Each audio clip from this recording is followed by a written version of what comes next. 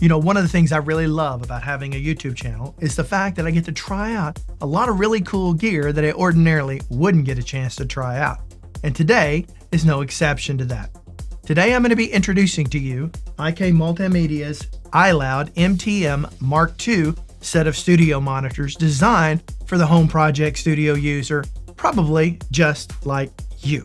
You know, I've enjoyed using these speakers quite a bit. I've had them for about a month now.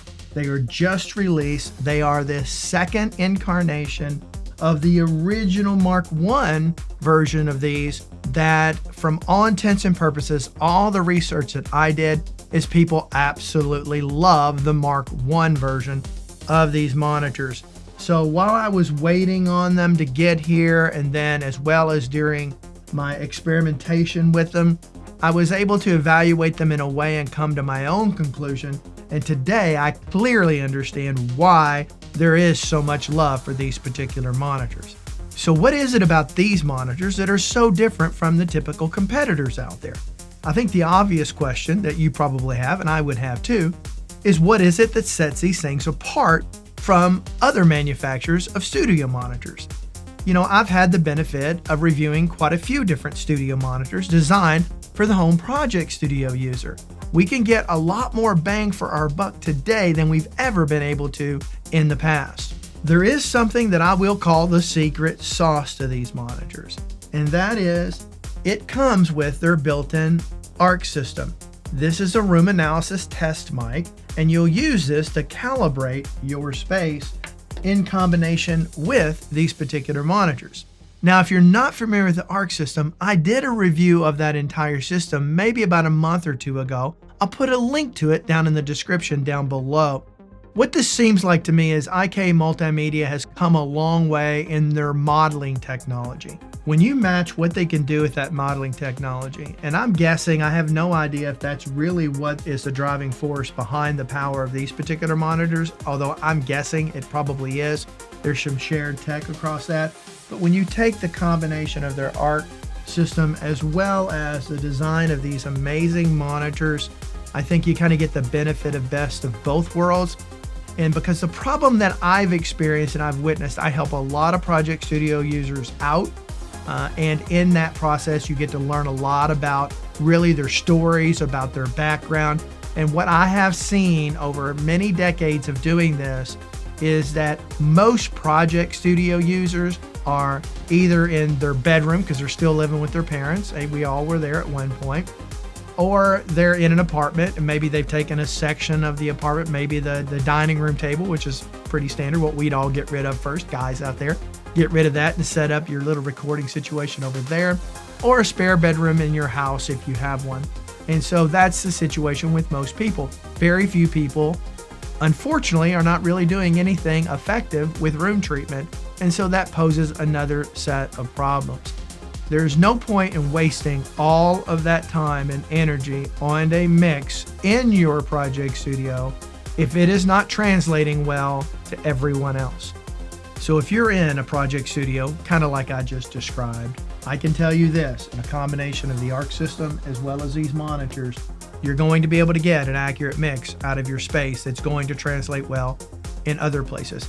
I'm not going to suggest that you can just ignore room treatment. That would be a foolish thing to say, and I think it needs to be at the top of your priority list. Some of us just don't have a choice. We're in a place where we can't modify it, we don't have the money, all kinds of valid reasons for not being able to move forward that, so we've got to compensate somehow, and that's why I think these monitors are such an excellent choice if you're fitting that particular example. Now let's talk about the elephant in the room. Yeah, I'm not talking about my big old finger, I got a boo-boo. Let's move past that. When I opened them up out of the box, first when I pulled the box out, I'm like, I got to put these speakers together? I've never seen anything like that. Are they come in sections or something? Open up the box. Hey, this thing's little. This thing's tiny. And all I'm hearing is this thing's got killer bass and pristine sound. Out of that, I don't think so. I was wrong. I couldn't believe the amount of low end coming out of those little suckers. Now, for the record, I do have it mounted on a triad orbits kind of system right there. different ways of mounting hardware or mounting these within your studio. They do come with a bracket that you can mount on the bottom to keep them, I call that portrait mode, upright like it is right now, at the right, tilted at the right angle down actually. And then they come with one where you can put it on your side. Let's call that landscape mode, turn it on its side, and you can keep it on your desk that way. This is a great set of monitors that you can absolutely start with in your room. You can mix on for years. Later on, when you evolve your technique, your skills, you're evolving in your gear purchases, and you're maybe ready to step up to that next set of monitors. These can remain in your studio as a secondary set of monitors to balance back and forth in. Because where they're maybe applicable today, maybe you'll find yourself in a much larger space where these aren't going to fill the volume in that particular space from a bass frequency standpoint, but are certainly going to work great as a second set of monitors with that. But in a room, your typical room at home, your typical mix environment for many project studios, there's some bass in these bad boys, people. I'm here to tell you, thumpity, thumpity, thumpity, shocky, shocky, shocky, crazy, crazy, crazy, crazy bass. So I'm going to talk about some specifics right now, some details about what separates these particular monitors from the first version. What we've got here is an improved phase coherent off-axis response. They also redesigned the custom mid-woofers for improved clarity and then reduced ear fatigue for longer mixing sessions. There's improved power efficiency and SPL. There's an ultra-flat 40 Hz to 30 kHz response. A deep bass matches speakers twice the size, at least, and there's 100 watts RMS total power per speaker. Like I said, these bad boys can crank out some volume. The stereo imaging, as well as how precisely accurate these monitors are a testimony to the technology built into these amazing new speakers. The speakers have 96K DSP processing and room correction included in them.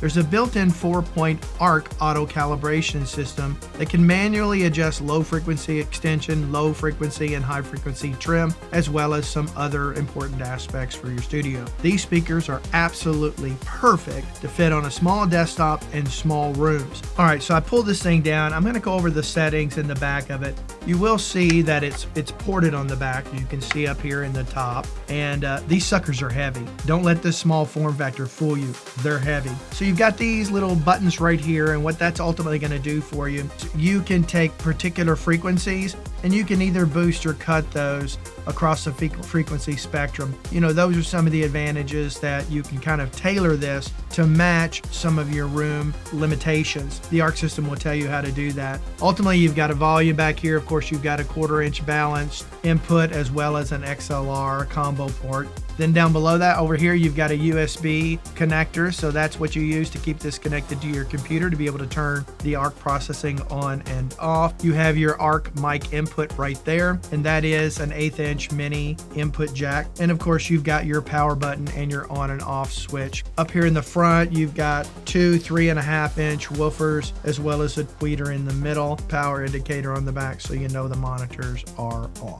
So like I said previously, I'll put a link to the ARC system review as far as room calibration goes down in the description down below. I also have a couple of links down there depending on where you're at and where you shop, one for Tommen and one for Sweetwater.